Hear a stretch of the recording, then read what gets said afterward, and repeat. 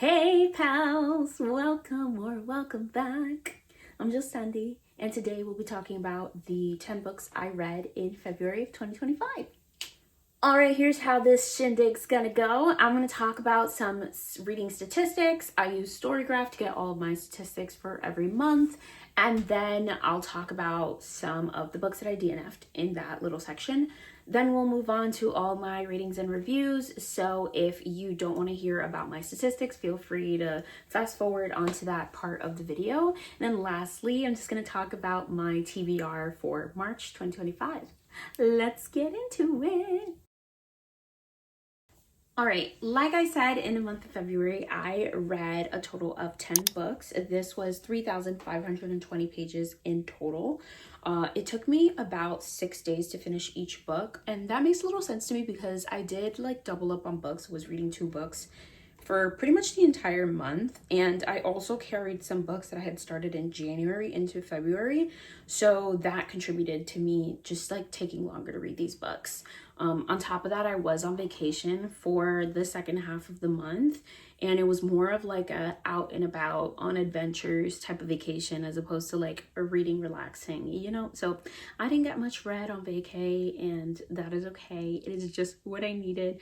I feel like I have a permanent like blush from the sun and that's the tea.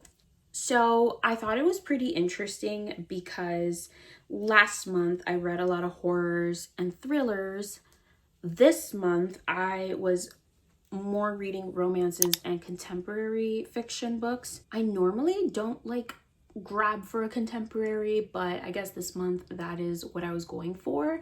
But the reason that I found this interesting is because despite me reading romances and contemporary books, my top moods were still tense, mysterious, emotional, and dark books. So I mean, I did have thriller pretty up there on my genres, but it's surprising to me that I still had some like pretty dark, tense, mysterious, even though I wasn't like fully going into the horror books this month. And no surprise here, the books were 50% medium pace, 50% fast pace. I didn't really read any slow paced books. It's just not really my jam. All right, and then another statistic that comes as no surprise, most of the books I read were between 300 and 499 pages. I would say that overall, if a book is more than 400 pages, it's gonna intimidate me. But 300 and something ish pages, is just like perfect for my preferences. I think anything longer than that, you're gonna lose my attention, and anything shorter than that, we run the risk of it not being like so developed. And so, that's my sweet spot. If I really want to get a book I'm gonna enjoy. No surprise here again. I read 9 out of the 10 books that I read were fiction books, and 1 was a nonfiction. I did make it one of my goals for this year that I would be reading at least 1 nonfiction book per month. And I didn't actually do it intentionally this month. I just kind of randomly picked up this book and totally forgot about the nonfiction goal, but it worked out in my favor, and I didn't do one in January, so I am a little bit behind. Like I said, I keep forgetting about this one, but I really do want to read more books, either to grow my faith or to personal development or something like that. So I'm gonna do my best in March. Maybe now that I'm thinking about it, I'm gonna pick one up right now. So earlier when I told you that I read whatever 1,000 pages, that was kind of a lie because 50% of the books that I read were on audio, 50% were physically read. So technically that means I only physically read 2,112 pages. The rest were listened to, and that is honestly the way I'm starting to like it, y'all. I always used to be one of those people that's like, I can't focus with an audiobook. Like, I miss details, I zone out, I gotta rewind. But honestly, I'm starting to really see the merits of listening to audiobooks, especially after having had the fun incident with my brain, and I was having a really hard time reading books physically.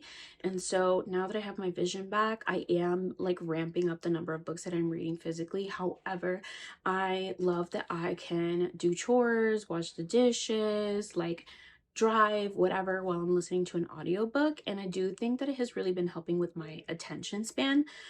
Just having like presence of mind more often, and just being present with what I'm listening to and engaging with the literature, as opposed to like my thoughts swirling in my head, overthinking and things like that. I think it has helped with my mental health. So I am an audiobook girly, which is kind of embarrassing because there's a book that not a book, a video that I uploaded when I first started YouTube where I was talking about how audiobooks don't count. Yeah, personal growth, y'all, okay? That's all that matters. And lastly, I do have a goal this year to make my average star rating 3.9, which is why 3.81 makes me so happy. Honestly, it's not necessarily that I care about the numbers, but I had like an average star rating of 3.4 last year, and I will say that it was a pretty mid reading year. Like there was nothing that was like mind blowing, you know what I mean? Like I just want to have a better reading year than I did last year.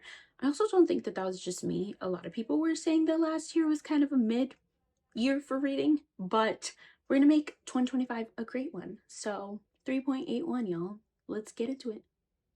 I just realized that one of those books isn't rated. It says 9 reviews, but we'll figure that out later. The first book that I DNF'd in February is Bloodguard by Sassy Robinson. I made it about 50% through this book when I was in the Dominican Republic until I realized that I just didn't really care how the book ended. I wasn't necessarily bored or like having a bad time per se, but I just also wasn't invested enough to finish it. So that is okay. And then Business Casual by BK Borison is a book that I loaded up on my Kindle and was just really fighting myself to start this book. So I decided I'm not going to. And does that count as a DNF? I don't know. But since I attempted to like read it in this month, that's what it's going to be.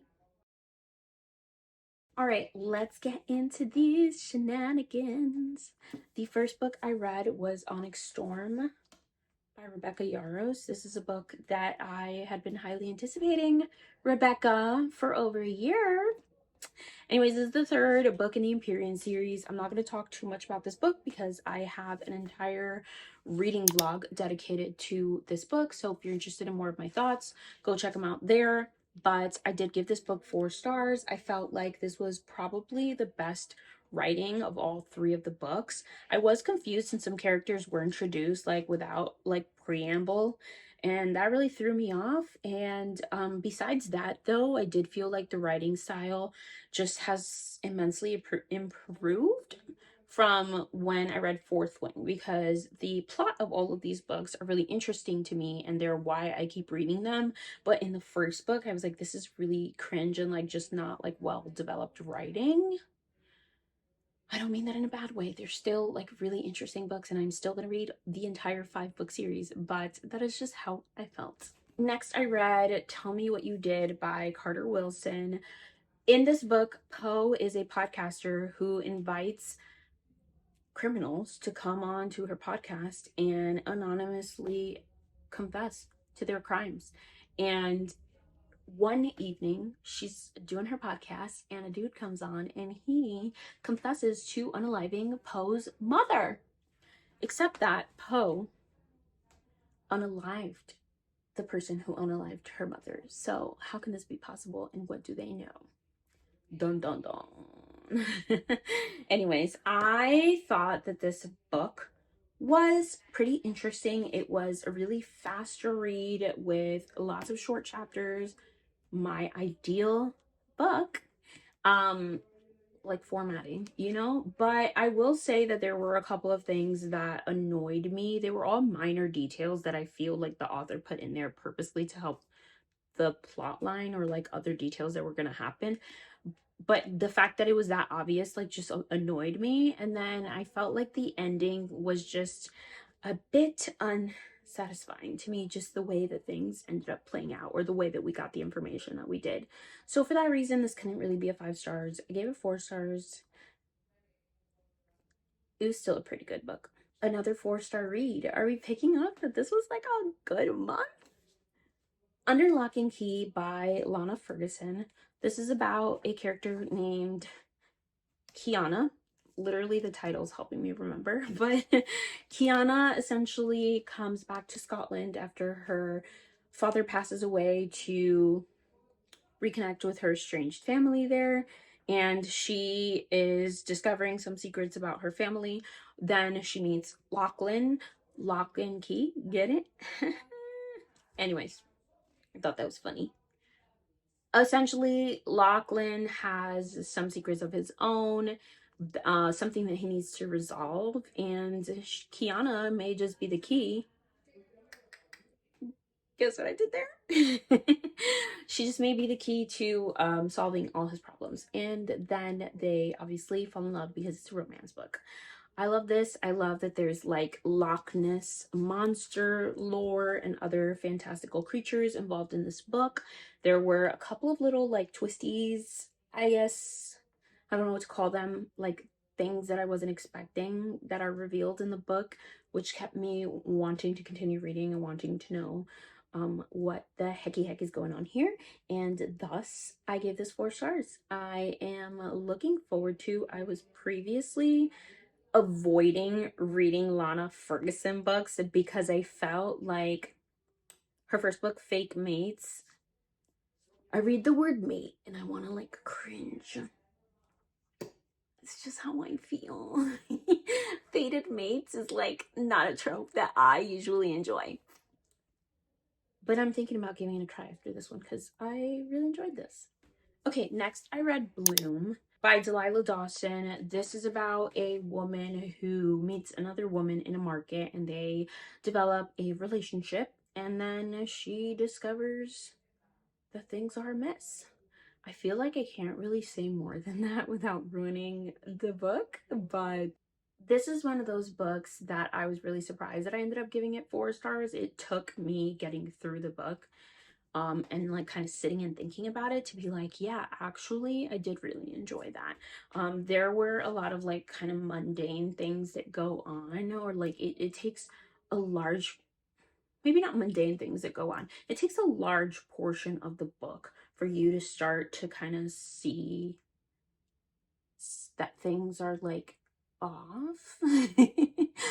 But I think the ending really sells it for me. So, and then my first 5-star book of the year, Deep End by Ali Hazelwood. I did a vlog for this book, and let me tell you, the entire time I was filming this, I was like screaming and crying, throwing up, and it was just, I was not throwing up, but it was just such a great time. Like, I was kicking my freaking feet, I was pissed, I was in love. Lucas Blomqvist is my new book boyfriend. I just like love him, you know what I mean? And that's all I'll say, because if you want to get some more thoughts, you should watch the video. Then I read The Life-Changing Magic of Tidying Up by Marie Kondo. I mean, the title's self-explanatory. It's about cleaning up and her style of decluttering and stuff. I thought it was like pretty okay as a book. I don't know, I didn't learn anything from it. I also like, it was a quick book, which is why I'm like, whatever, that it was kind of boring. Okay, next up is The Idea of You. I also go pretty in-depth into this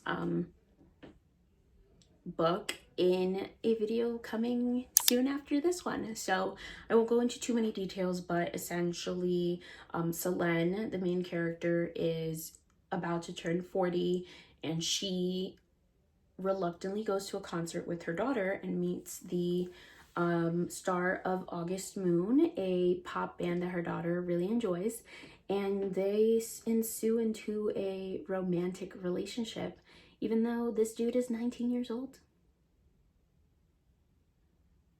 So she starts to learn about the world of being famous, and she starts to get a lot of internet opinions about her relationship. You probably know how that goes. And yeah, I gave this book 3 stars because I felt like the relationship in the book felt really heavily focused on the physical aspect, and that really annoys me. But it was really well written, and I thought it was a good premise, so I gave it 3 stars. Next is a book that I already found a new home for. It's A Killing Cold by Kate Alice Marshall. I was really excited to read this book because a lot of people were giving it like 4.5 star ratings and stuff like that. This is about a girl who, I'm forgetting her name now. She goes to the home of her fiance Connor, where his family has some cabins and they go every winter. When she gets there, she is getting text messages from someone telling her to stay away from Connor. She also finds a photograph of herself at Idlewood, the place where they're at, when she was a child. And so she's very confused and is wondering what the French toast is going on here. I didn't enjoy it as much as everyone else seems to be enjoying it. I gave it 3 stars. It was like well written, but there's too many characters for me to like fully follow, and every single character had a hand in. I'm not saying that every single character was involved in like the mystery aspect, but every character had a hand in developing the plot of the story. And so it was a lot to keep up with. I was a little confused. We were doing the evil villainy thing. I don't know. It just didn't quite hit for me. But I may give Kate Alice Marshall one more try. This is the second book by her I realized that I've read, and the other one I also gave 3 stars. So maybe not. The Three Lives of Kate K by Kate Fagan. The fact that Book of the Month is stepping up their game and doing like foil on the covers, like I'm living for this. Anyways, this is another book that I gave 4 stars to. Wow. What a time to be alive. I think maybe 4.25 actually for this book. Let me start with what it's about. So Kate K is a famous author that nobody has ever met. They don't know what she looks like. I think only one person in the entire world who's her proxy knows who Kate K really is. In her past, she's had 2 other names, 2 other lives, if we want to put it, and something tragic happens and she kind of try to get away from it, thus the alias. Throughout this book, we're kind of unraveling the story of what happened and how she got from where she was to where she is today. But I felt a little bit underwhelmed. I felt underwhelmed by kind of like the reveal of what that was and the ending of the story. But the experience of getting through this book was so good. I remember picking up the first chapter and being like, wait, is this a nonfiction book? Because it was just written like so convincingly. So I highly recommend this. I really enjoyed it. Next. The final book I read in February is Beautiful Ugly by Alice Feeney. And this is what I mean about like they're really stepping up their game with foil on the cover. Anyways, Beautiful Ugly is about an author, Grady Green. He's having the best day of his life. He just got some great news and he's on the phone with his wife celebrating living large when all of a sudden she finds someone on the side of the road. So despite him telling her like don't do it, this is the beginning of every horror movie ever, she gets out to check it out and then she's never seen again.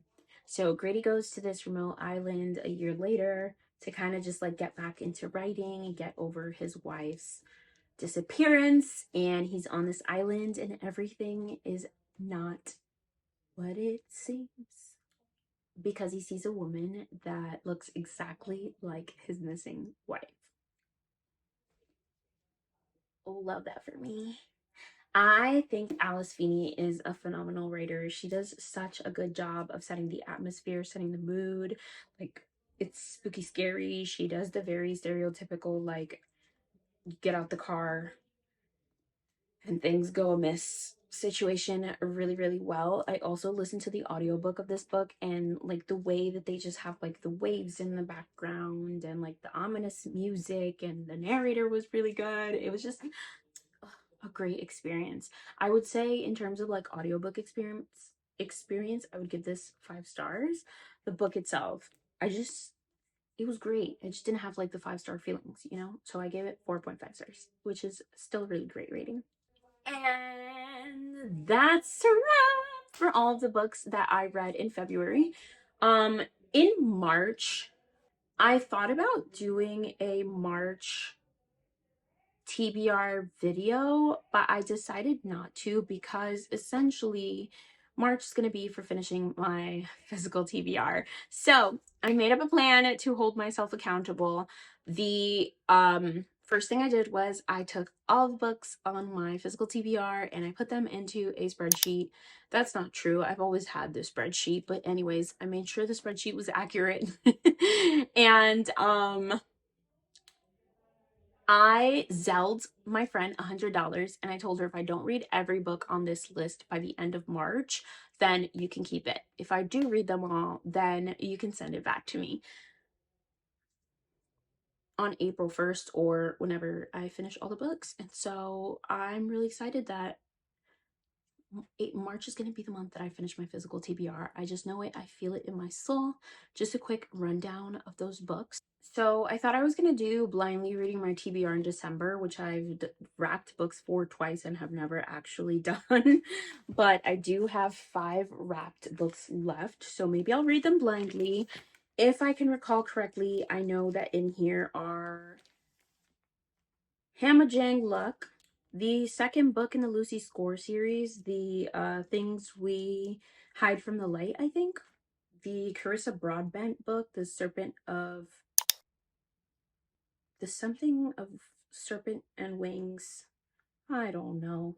One of them is Hera, and I actually don't know what the other is. Then I have Daisy Hates by Jessa Hastings. Things We Left Behind by Lucy Score. A Language of Dragons by S.F. Williamson, Grimm's Complete Fairy Tales by Brothers Grimm, The Assassin's Blade by Sarah J. Maas, The Blood Orchid by Kylie Lee Baker. And then I have 2 more books that I know I'm going to get to in March, and that is Fight Club and A Certain Hunger. So these are 2 books that I'm buddy reading with like literally my favorite booktuber. Her channel name is Once Upon a Bookish Steph. I will link her down below. Literally every time I watch her videos, I pull out a pen and paper because her and I literally have the exact same taste in books. Like everything she says, I'm like, yeah, I thought that too. Oh my god, yeah, me too. And yeah, ever since I started watching her channel, I literally am like, oh my gosh, like I just need to be her friend. And now I am. I'm so excited. Me fangirling so hard. Anyways, I'm really excited to get these 2 books read with Steph, and that is it for my physical TBR. Thank you for watching. If you made it this far, leave those 2 little twins for Steph. And if you enjoyed, hit that like button. If you want to join the family, hit that subscribe button. I will see you all when I see you next. Bye.